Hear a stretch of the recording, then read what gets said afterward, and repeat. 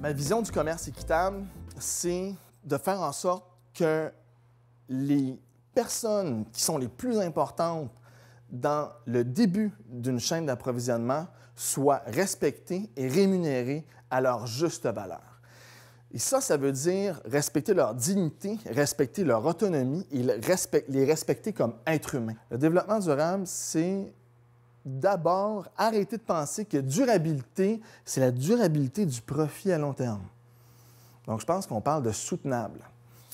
Est-ce que le commerce équitable est bon pour l'environnement? La question est oui, mais la plupart des produits issus du commerce équitable qu'on retrouve sur le marché de Montréal, au Québec, sont des produits qui sont à la fois équitables et biologiques. Souvent, on va même se dire, bien, c'est un produit bio, fait que je me dis, l'être humain y est respecté. On sait présentement qu'il y a des esclaves ou du monde qui sont payés des salaires ridicules pour ramasser des produits bio ou les transformer. Donc, biologique ne veut pas dire équitable, puis équitable ne veut pas dire biologique. Souvent, le commerce équitable va permettre de financer les producteurs d'une production conventionnelle. Donc, on utilise des pesticides chimiques, des engrais chimiques, vers le biologique. Ce qu'il faut savoir, c'est que ça prend 3 ans pour la transition. Cette transition-là n'opère pas par le Saint-Esprit. Cette transition-là opère nécessairement par des baisses de rendement.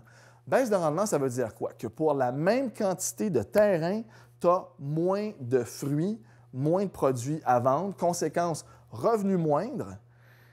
Et si tu n'as pas le prix équitable pour compenser la diminution de revenus, bien, tu ne seras pas incité à faire du bio et par conséquent, tu vas débarquer du système. Et donc, souvent, ce qu'on voit dans le commerce équitable, les premières stratégies employées, on va engager des techniciens agricoles qui vont former les producteurs dans les coopératives et ces techniciens-là vont améliorer le rendement et former aux pratiques agricoles respectueuses de l'environnement. Donc ça, c'est fondamental. Nous, on le fait. J'ai géré Equita comme ça également, de dire, regarde, on va être équitable, écologique, solidaire. On a décidé de s'impliquer dans le développement durable, dans le commerce équitable, et il faut être cohérent avec ce qu'on propose. Et là, on va commencer à parler de respecter l'environnement et de respecter la société pour un monde plus équitable, plus juste, plus solidaire. Je m'appelle Dario Iadzoni, je suis directeur vente et marketing pour Centropole Copardes, micro-torréfacteur de café équitable et biologique. Je suis un créateur de valeur.